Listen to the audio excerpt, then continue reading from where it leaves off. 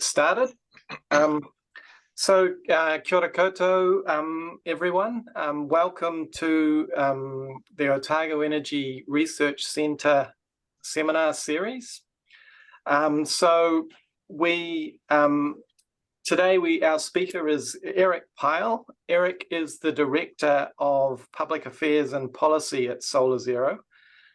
He's also well known throughout the energy sector and has kind of been around for a while now, as those in the energy sector will know.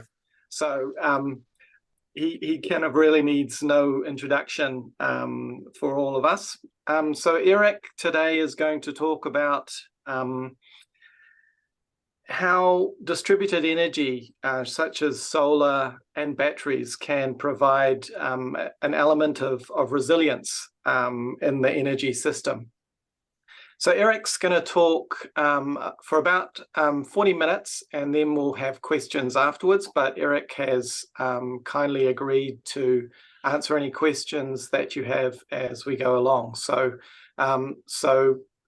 my great pleasure to welcome Eric to give us a talk today.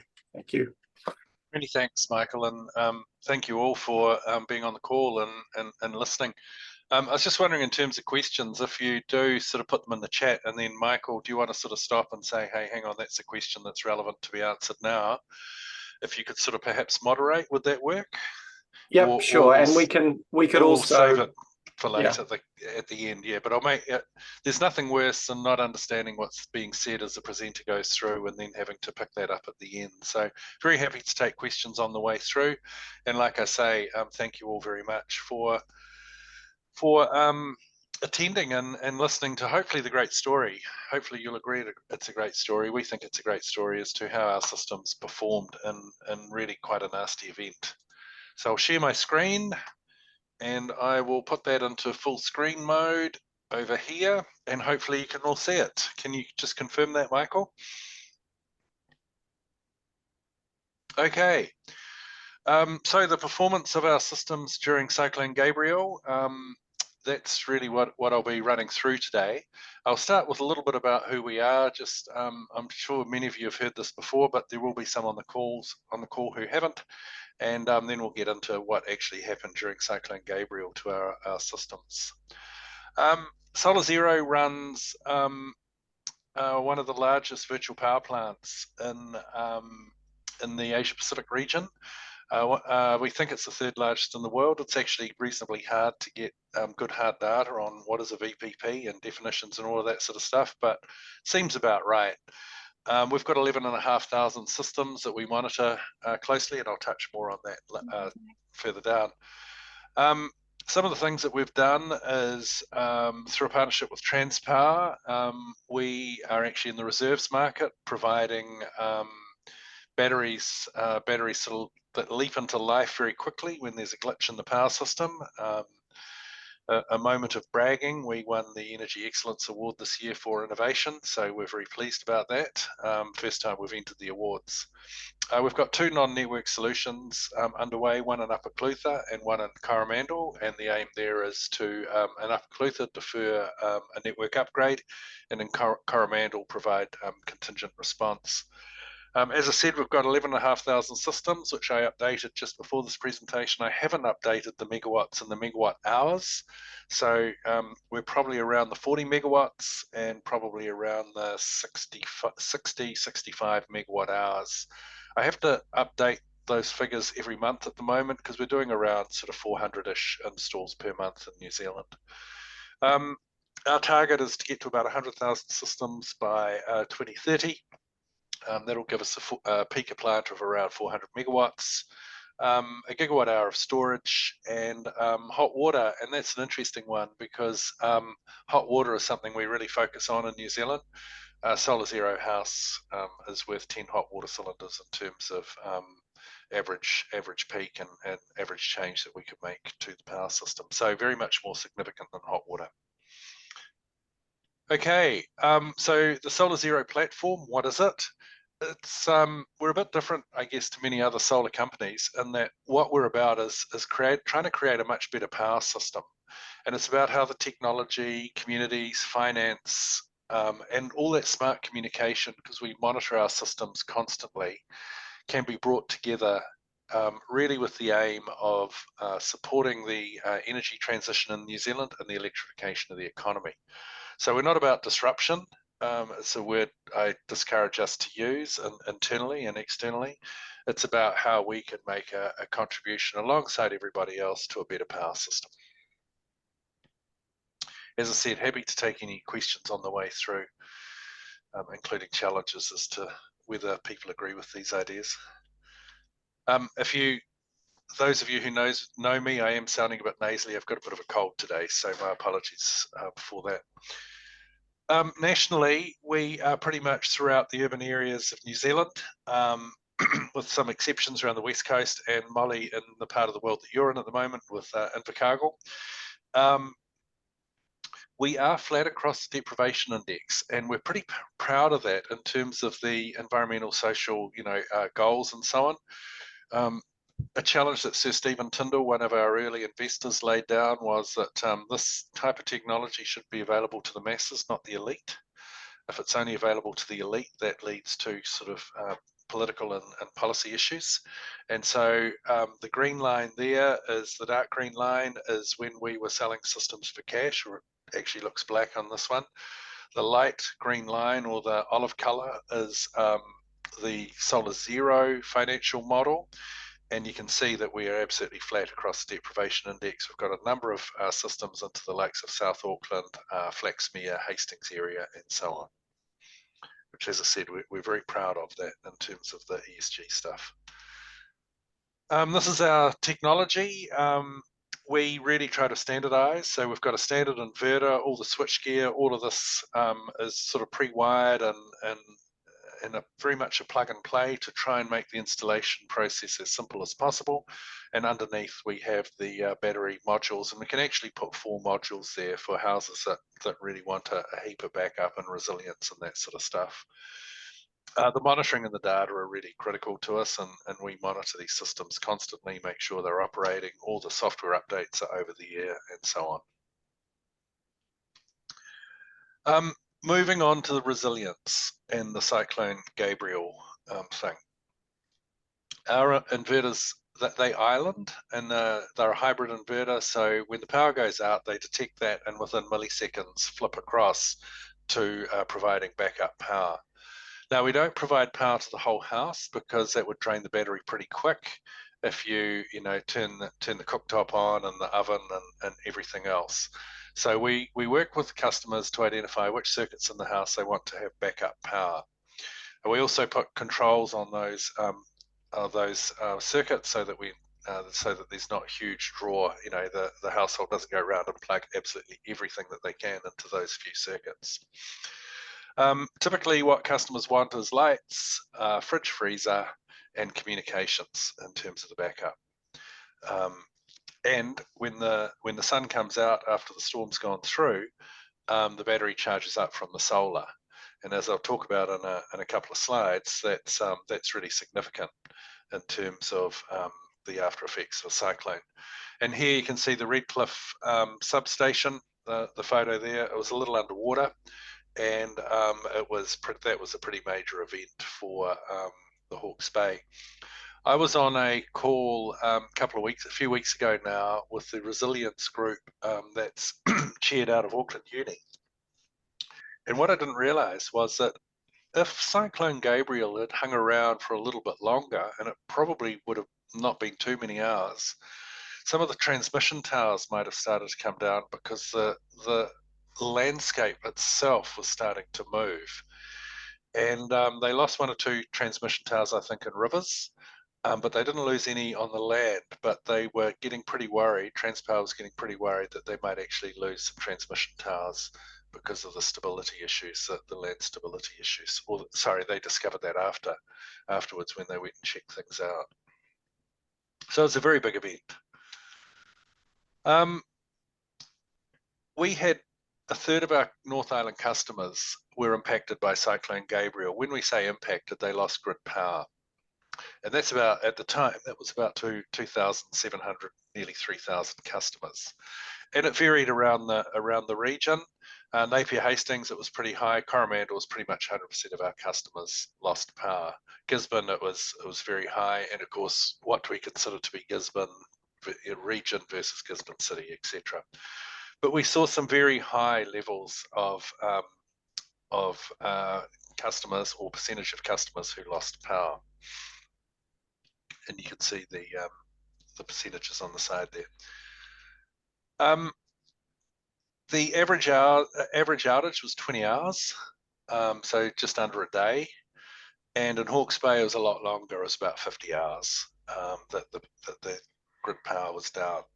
Comms went down as well. Our systems collected a lot of data, and when the comms came back up, they sent a lot of data to us. So that's how we got all the information. This is where I think it starts to get interesting. This is the load that was supported during the power cuts during Cyclone Gabrielle. The median load across our fleet of roughly 2,700 houses was 275 watts, the average 350, so a slightly skewed distribution. But basically in this range here, you can keep the lights on, keep the fridge going, keep the freezer going, keep the comms going if there's still comms to be had. So you actually don't need a huge amount of electricity to run a house during a cyclone, is what we learned. And this is the first time, I forgot to mention, that our systems have been tested at a wide scale over a long duration. And I'll come to the duration in the next slide. We've had the odd outage before. You know, there's a pole's been knocked down, or a transformer's failed, or something like that for a few hours. But we've never had anything like this before in terms of a test of our systems. And they worked. This is a Hawke's Bay customer. So as the cyclone came through the country, we instructed the batteries to charge up to about 90%. And we said, stay there until we tell you to do otherwise. And that wasn't just for our whole fleet. As I said, that was as the cyclone tracked through the country. And we also advised our customers. We said, look, there's a storm coming. You're going to notice something different. You're going to see us holding your batteries for you to enable you to get through the storm if it gets that bad. And for the Hawke's Bay, it certainly did. And then the red here represents the grid. The grid failed here. And you can see the battery goes down.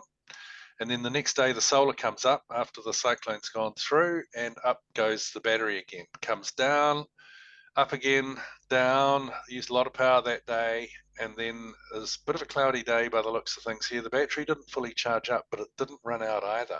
So Eric, sorry, just interrupting. Are you using a pointer, are you? I am indeed. If I use a pointer there, do you now see I can that? see it. Now I can see it, yes. Okay. That's the challenge of two screens. I'll start again. Okay. Here is where we charged our batteries to 90% with the storm coming through. And then, and sorry, I'm going to have to look at this other screen so you'll see the side of my head. Hopefully my better side, I'm not sure. So the battery is discharged or used during the night. During the day, it charges up again. And that pattern goes on. And here it got pretty empty, but not totally empty. Charged up a bit, and then the next day again, there was a good solar day and it got fully charged again. And this carried on, you can see, for a number of days. 1, 2, 3, 4, 5, 6, 7. So this house had no grid power for 7 days. They never lost their lights, they never lost their fridge, and they never lost their freezer, etc., etc. The grid came on here, and when it came on, we saw a really, really interesting effect that we hadn't anticipated at all, which I'll talk about in a couple of slides' time. Any comments on that? Any questions? No, we're all good. Save the questions to the end. These were some of the comments we got from customers, and there was the two that I really liked. One of them's not not reflected here actually, but it sort of came in a bit after we put this presentation together some months ago. The cold beers one is there, and when we unpack that, I mean, we all agree, right? You've got to have a cold beer or whatever during a cyclone. That's what you do. When we unpack that one, the cold beers was the fact that that house became the barbecue house for the street. The beers were there, the food was there, the meds were there for the whole street basically. And that was a laconic sort of comment we got about that. There was another one where the customer said it was great. We could watch TV during the cyclone. Again, you've got to be able to watch TV. What they actually meant when we unpacked that was the only source of information they had was the news, television news, and the radio. And so the whole neighbourhood would gather in their house at 6 o'clock or whenever TV news is on, and they'd watch the news to understand what was actually happening in the Hawke's Bay and in their community. Because as I said, that was the only source of information they could get, because cell phone was down and the internet was down. And there's other bits and pieces from customers here as well. But basically, we heard many stories about our households becoming community hubs in essence. This is the interesting bit in terms of when the power comes back on. What we found was that the solarZero houses had a much gentler switch on. And my understanding from lines companies is they can be a bit worried about what happens in terms of demand or load when the power's been off for some considerable time, because every single hot water cylinder will want to come on. And so now, to be fair, the power restoration occurred during the day, which I guess is kind of what you'd expect, and it was sunny, so the solar was able to help out a lot. But the impact of the power coming back for a solarZero house, the load was substantially less than you would have expected for a normal house. So that was what the house was pulling from the grid. This was what it was using from the battery and solar at the time when the power came back on. And that was something that our engineers had kind of thought about, but we'd never seen the evidence for it. So it's an added benefit of the solarZero system for the power network. Someone did ask us, well, what would have happened if the disaster was in winter? Because our standard configuration for our solar batteries is a 4.6 kilowatt inverter and a 5.4 kilowatt hour battery. The next size up is a 10.8 because we have modular batteries. And so our engineering people modeled this out, and they said, well, yeah, could have been a bit challenging in the middle of winter, but actually if you put a 10.8 kilowatt hour battery in, and as long as you don't do a lot of heating with it, heating of the house, run your lights, fridge, freezer, key services and stuff, you'll be fine with a 10.8 kilowatt hour battery even in the middle of winter. So it raises some interesting questions, and as you can imagine, we've started to have some pretty interesting conversations with lines companies and so on. As the climate becomes more unpredictable and extreme, what are the options?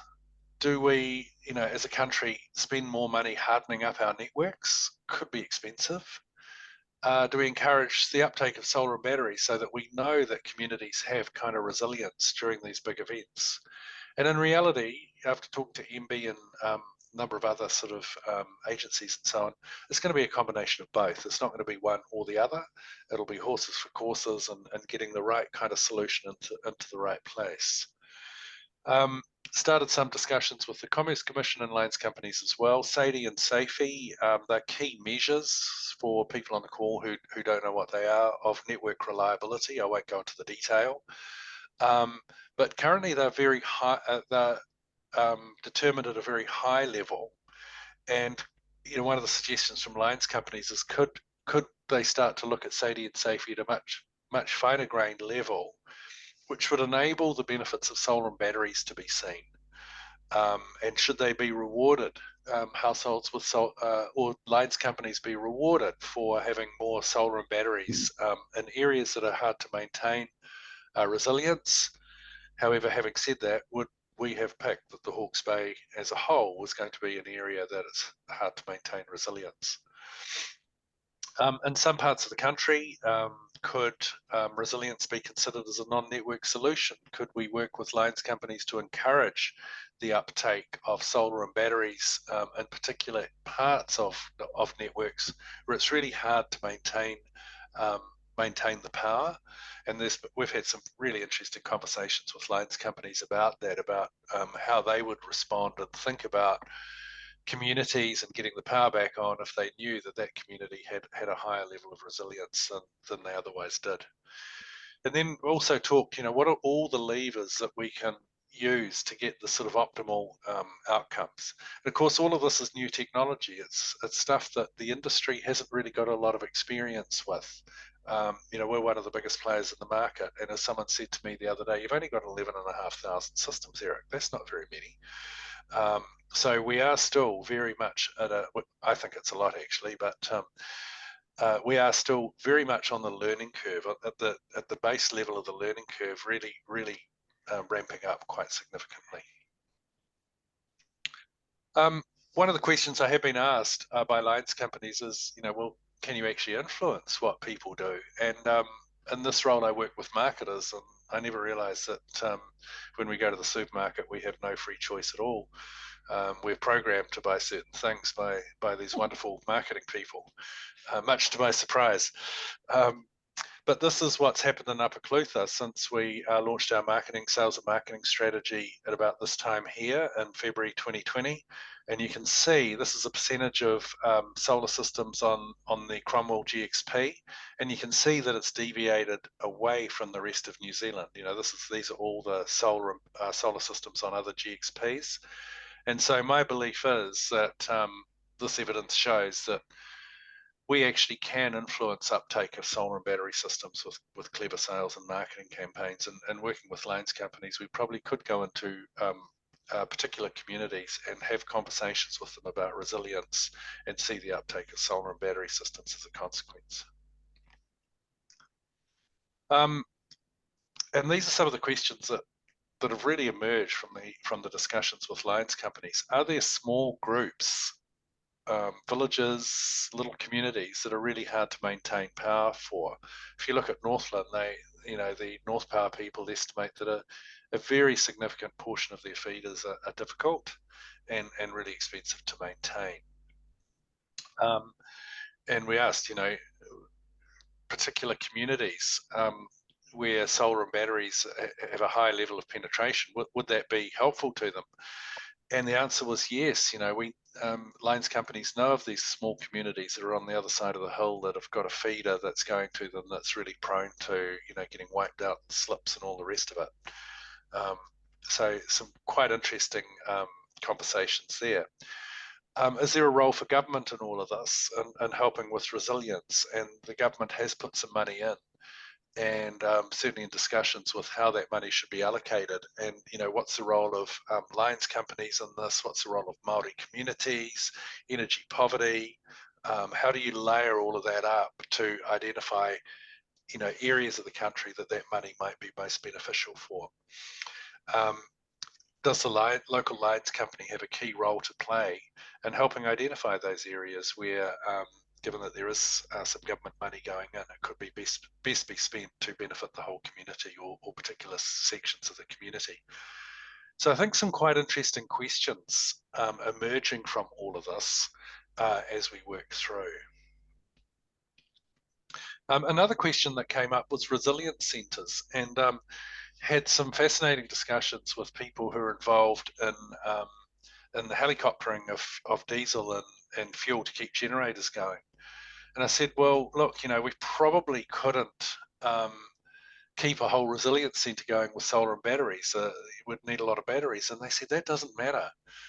If you could get a helicopter to come every second day instead of every day with an airlift of diesel for the generator, that would make a huge difference to resilience and the whole community, because the helicopters do the diesel drops as a second it's high up in the priority list, I was told, but saving people, getting people to hospital, out of the area to medical, medivacs and stuff like that is the absolute priority.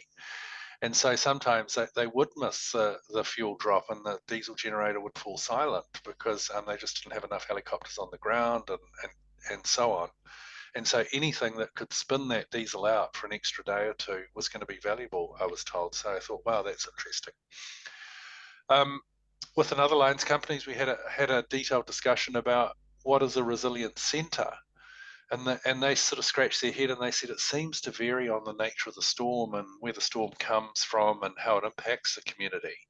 So they weren't convinced that they could actually identify the resilient centres, that they may be a bit fluid depending on the nature of the event, which made us think, and we haven't got an answer to that one yet.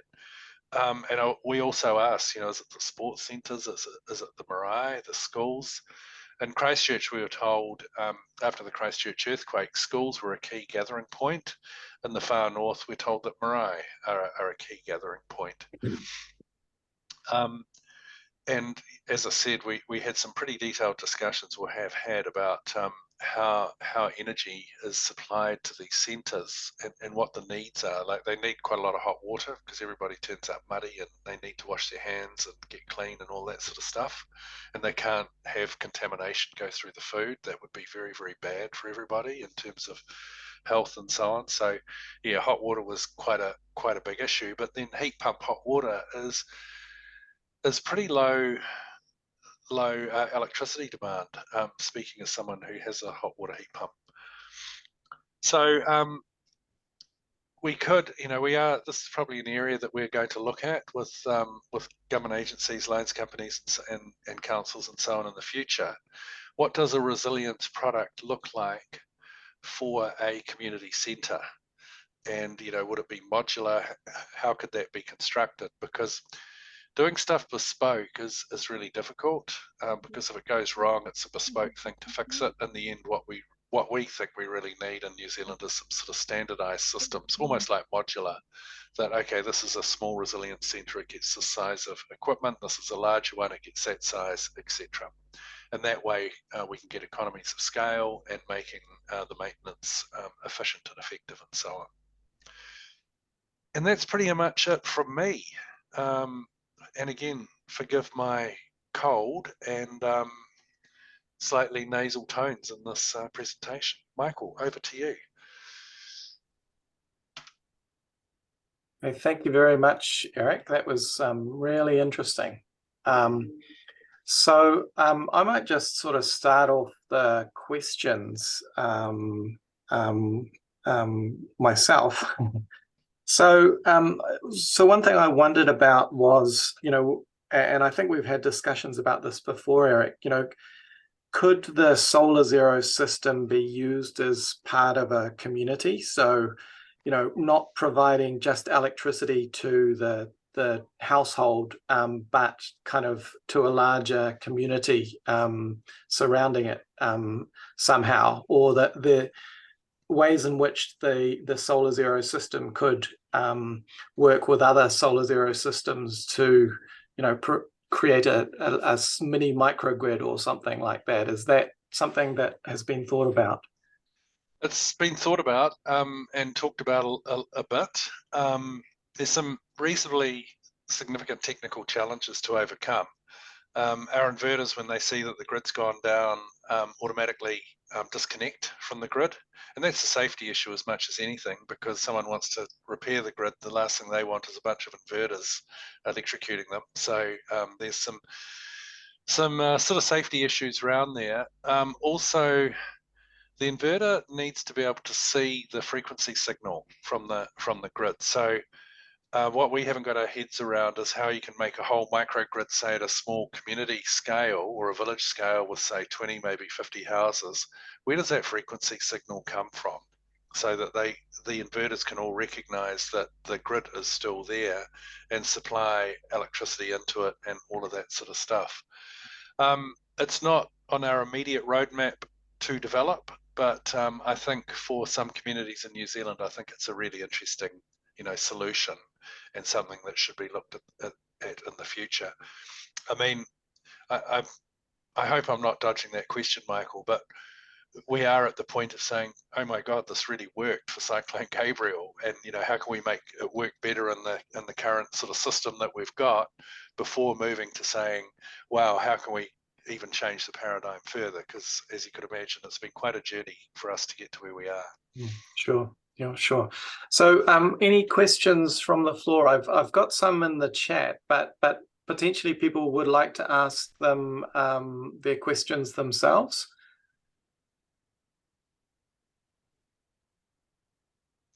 I'm happy. No volunteers. I can read out one here. So this is, I'm not sure who this is from, but are solarZero customers guaranteed first priority of the electricity of their battery solar, or does solarZero make the ultimate decision to direct power as they see fit?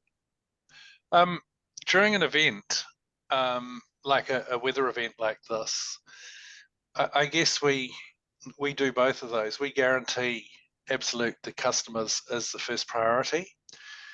We do take control of the battery when we see the storm coming through. And as you saw on the graph, and perhaps I'll share my screen again.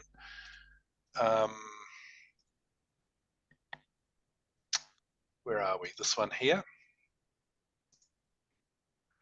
Oops. As you can see here, can you see my mouse on the screen this time? Got that right? No, we can't. You're not sharing with us. I'm not sharing. How's that? Yep. Okay. Sorry, everybody. This is the first time for Zoom with me on a brand new computer that I got installed just the other day. This is when we took control of the battery, and we said, as I said, we told our customers, hey, look, there's a storm coming. We're giving you absolute priority. We're going to maintain your battery, so you're not going to have usage of it in the lead up to the storm, because we want to make sure that you've got the maximum capacity available. And so we held it there. They could have, with solar, they could have probably gone up a little bit further to about 100%, but we just kept it at 90%. This household surely needed it. During normal sort of operations, we try and optimize the battery to meet the household need as much as possible. We're using machine learning algorithms, so each house gets its own instruction set that's tailored to the particular nature of the house and the way the household uses electricity, as our machine learning learns from day to day to day. Is the way we do it. Bit spooky perhaps, but yeah, that's the way we do it. Not as spooky as the marketing people who influence what we buy at the supermarket. That's what I say to people. So we've got another question here. Do you routinely charge batteries at night from the grid ready to help with the morning peak? So along the same lines. Yep. Yeah, absolutely. And hence we're not about sort of disruption and disconnection from the grid. We want to be seen as a solution to the energy, part of the solution, not the solution, but part of the solution to the energy transition challenge that we all face. Any other questions from the floor? I've still got a few, so jump in if anyone has them from the floor. Oh yeah, I've just got one. I just wanted to know what the typical sizes of the solar arrays were you put on these houses. We use a 4.6 kilowatt inverter, so we'll go up to just over 5 kilowatts array. What we find on some houses is we can't get that just because of roof configuration and so on, but that's the maximum size that we go up to. To be fair, it seems to be getting bigger and bigger all the time. In Australia, they're looking at sort of 8, 9, even 10 kilowatts as standard now. New Zealand, for whatever reason, has smaller array sizes, but like I say, we can't get a big array on every single house. The roof just doesn't allow it. Roof space. Roof's got to be pointed in the right direction as well, too. All that good stuff, shading. Need to move a few of the hills in Wellington and stuff like that to make it work properly. I live under one of those hills, so yeah.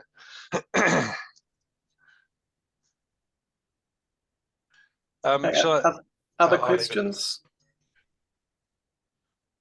There's a few on the side here on the meeting chat that I'm happy to answer. Okay, yep, I think you've gone through most of them, but Yep. Were the hot water cylinders allowed to go cold? Yes, they were. A 3 kilowatt resistive heater would drain the battery pretty quick, so people didn't have hot water. Hot water heat pumps, that's something I don't know whether we had houses that had hot water heat pumps that were wired in. I know that I've got one and it takes its loads about 700 watts to deliver sort of 2 to 3 kilowatts, and that would be within the realms of doable, I think, in terms of probably a 10.8 kilowatt hour battery system. and we've got a question from Molly. Go ahead, Molly. Yeah. How does the solarZero pricing work for very low kilowatt hour customers? I mean, I tend to use about 2,400 kilowatt hours a year. And oddly enough, so does my daughter in Invercargill. Wow, how does she keep her house warm? With plain wood fired, she's on a lifestyle block, and firewood is enough. Yeah. No, we use firewood as well. I've got an EV, I must admit, so we're over 10,000 a year. Yeah. But no, unfortunately, we can't make the economics work terribly well for ultra low users. Yeah. Because of the cost of the kit and the capital and all that stuff. Of course. So what is your practical cutoff kilowatt hours a year point? That, yeah, please don't sort of go out and publicly quote me on that, because I haven't got the number in front of me, and I'd need to run it past our engineers. I hate not giving the right number, but I think it's around the 5,000 to 6,000 kilowatt hour range. Not too bad. Yeah, but please, Molly, I'd need to get our engineers to confirm that number for me. We used to use about that when we had a full family. I'm living alone now, so that's different. So Eric, I had another question. You talked about, obviously this happened in February, and yeah, the question is what would happen if it would happened on a cold winter's day, and so your engineers had looked at that, but I guess you weren't able to provide heating under those conditions, were you? And as the sort of the pressure to move towards electrified heating increases, people are going to have more and more electrified heating, and so this type of system won't necessarily provide, it wouldn't provide that sort of resilience you needed in a very cold winter's day, perhaps.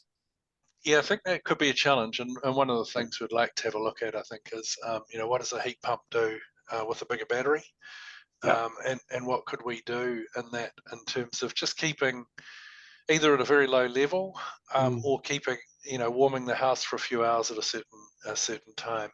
This happened in summer. We didn't get an opportunity to do that. Having said that, certainly in the North Island, cyclones tend to occur in summer, obviously, cyclone season, and they're the big storm events. I remember talking to a scientist who's involved in one of the, I think it was called the Southern Ocean climate sort of big program and integrated program, and they said to me that the big weather that we get in New Zealand, certainly in the North Island, comes from the north, not from the south. And yeah, Bowler, the Wahine storm back in the day, they were all ex-tropical cyclones. So there's another couple of questions in the chat. I don't know if you can see them.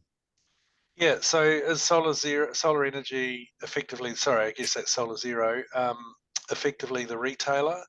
No, we're not a retailer. We work with partner retailers, and Ecotricity is one of our main partners. And so Yes, the tariffs are very good because, of course, we changed the shape of the profile of the household, which is advantageous to the retailer, and so the tariffs that Ecotricity are able to offer are beneficial financially. I can't go into the charges at different times of the day. Sorry, I haven't got those numbers right in front of me. Also, the Lions charges vary, of course, from jurisdiction to jurisdiction across the country.